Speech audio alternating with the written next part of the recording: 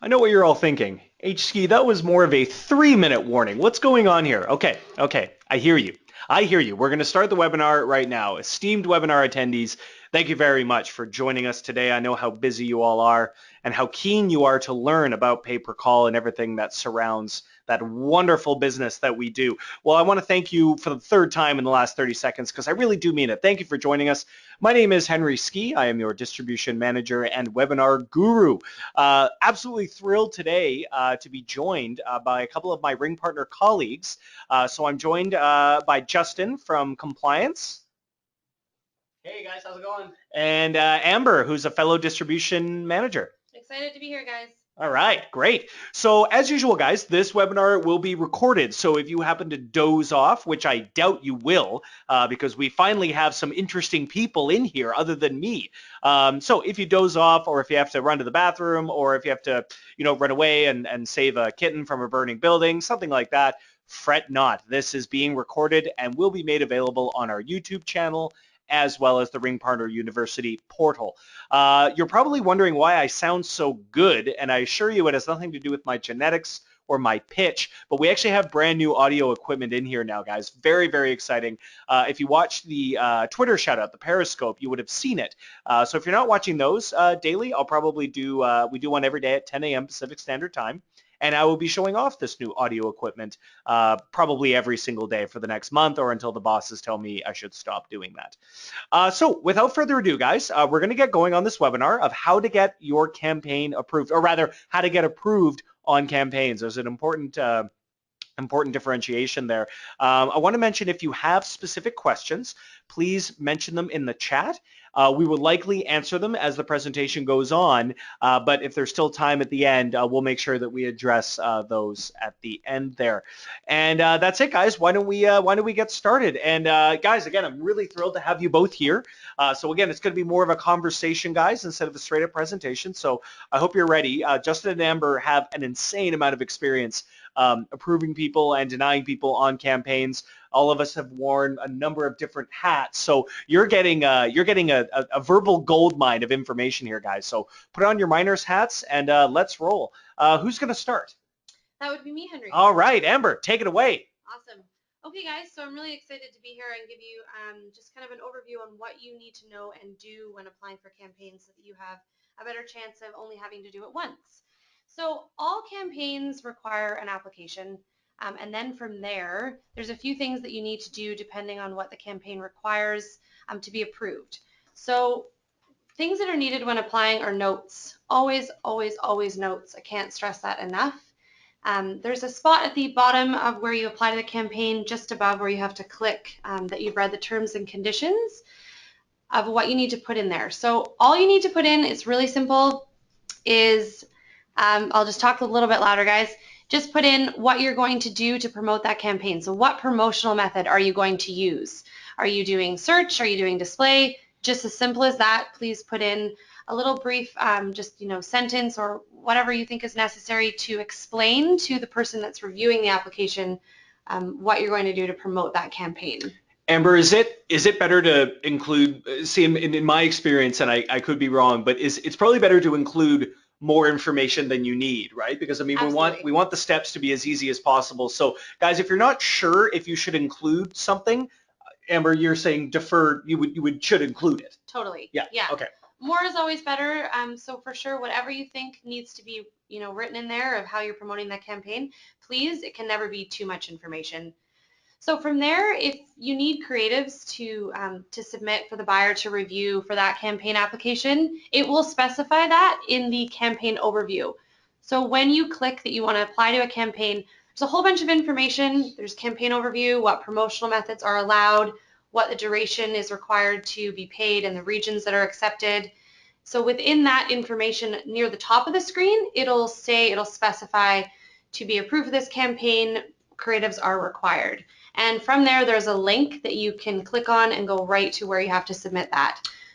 Amber, would you say the most common reason for people getting denied is just straight up they don't submit creatives? Yeah, and I would say also notes. Also not putting in notes No of how notes. you plan to Okay. promote. Okay. I would say really half and half.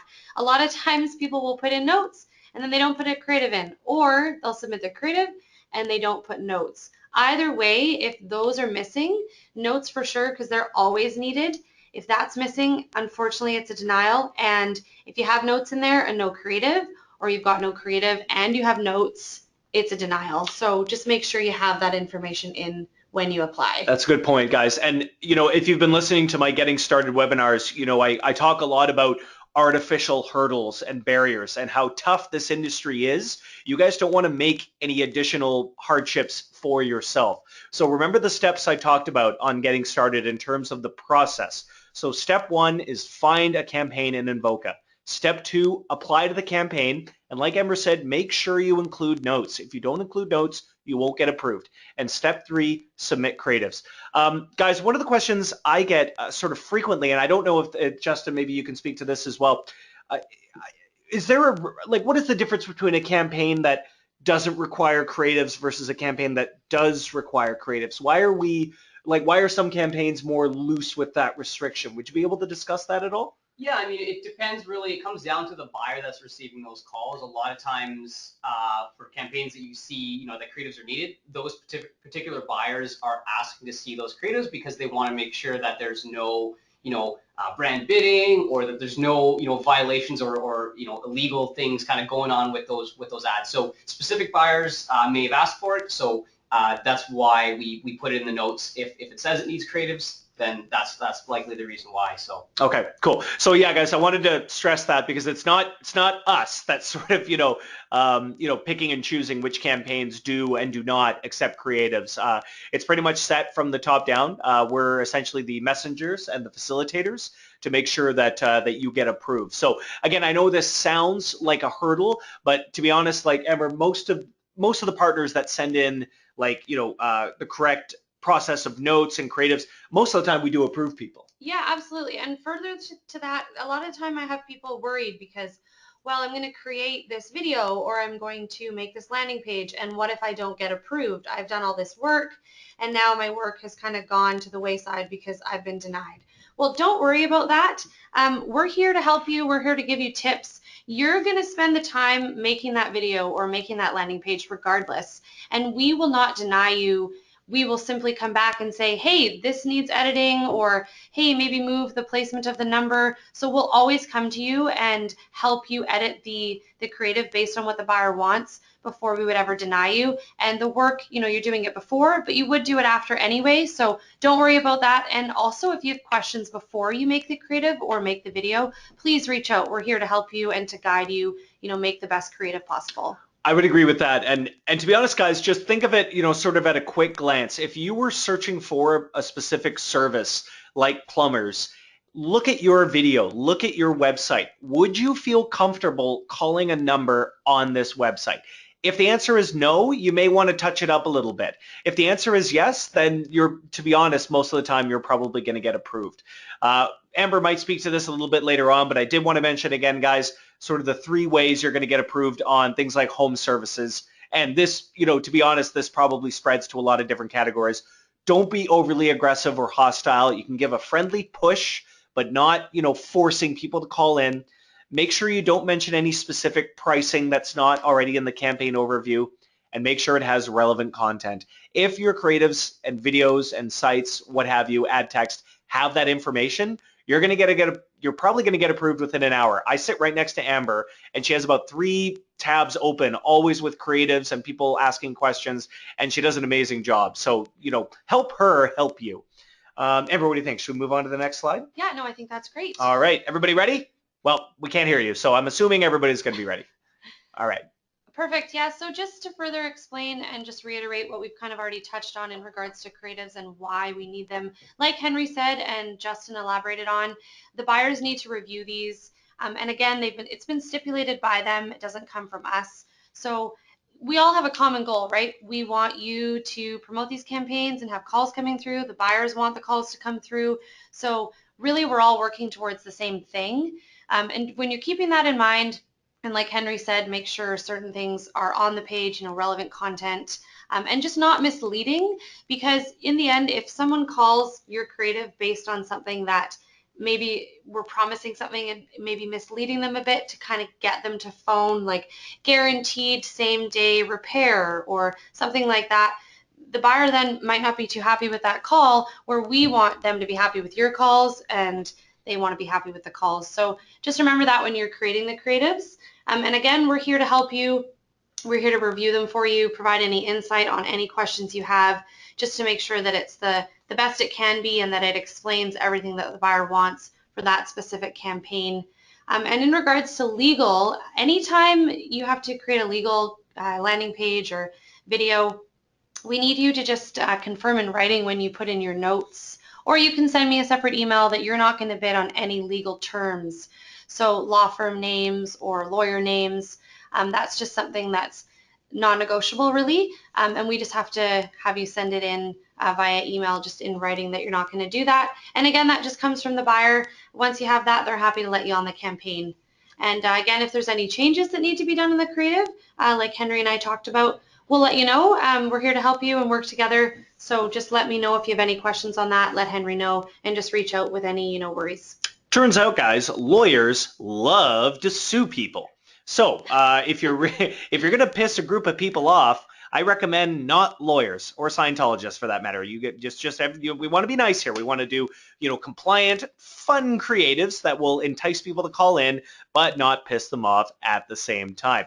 So I hope that makes sense, guys. I would recommend getting your creatives done before you apply to the campaign. One of the common missteps we see is someone will apply to a campaign without watching the getting started video, wink, wink, and they'll say, oh, Skey, I didn't know that I had to submit creatives, and I will scold them verbally and say, pish posh, Bob, you obviously didn't watch my fantastic getting started video. Otherwise, you would know that in order to get approved on a campaign, you need to have your creatives ready at the same time you apply. So keep that in mind, guys. And I think the next slide will be Justyn. Yeah. Fantastic. All right, guys, so we're going to change speeds a little bit, and Justyn's going to talk a little bit from the compliance side. And I know compliance is probably the kryptonite to fun, but I assure you, Justyn is one of the most fun people we have in the office. So pay heed. Pay attention to what he has to say. Once you get over the compliance stuff, you're going to be making buckets of money, buckets of compliant money. All right, Justyn, I'll stop rambling on here. Take it away. Awesome. So, hey guys, some of the points you'll notice on this slide, we kind of touched on a little bit already, but we'll just kind of go over this. So, as Amber mentioned at the beginning, in all the campaigns, there's a section here that reads compliance guidelines. You can see in the screenshot below, I've highlighted this. And this is in the main overview campaign summary page. And we let you know there kind of, what the guidelines are to be compliant. So here, it'll tell you that if a campaign requires creatives to be submitted before you can be approved, then that's the first line in bold that you'll see at the top there. So always watch for that line there, because that's the number one factor that'll tell you. There's a link that's provided where you can submit those creatives. So as Amber said as well, apply the campaign at the bottom of the page with some notes. Do that first, and then once you've done that, go back to that main summary page and click that hyperlink, and then you'll be able to submit your creatives there. So make sure you do that in that order, and things should be good. So another thing Amber mentioned as well too with legal campaigns, those campaigns, we need you guys to send us in writing, that you confirm you won't bid on legal names or law firms. So if it's a legal campaign, you'll see that second line there that's in bold as well too, as that second most important thing to be compliant. So yeah, check for that. And then also, here we also put any promotional methods that aren't allowed. So if, let's say, for example, email traffic's not allowed, or SMS traffic's not allowed, or rewards and all that type of stuff, we're going to put it there. So just keep an eye on that as well too, to make sure that your promotional method is not in those ones that aren't allowed. So, and then if you have any questions about a specific promotional method, if it doesn't say, like if let's say you want to do offline and it doesn't say anything in there, definitely always ask us.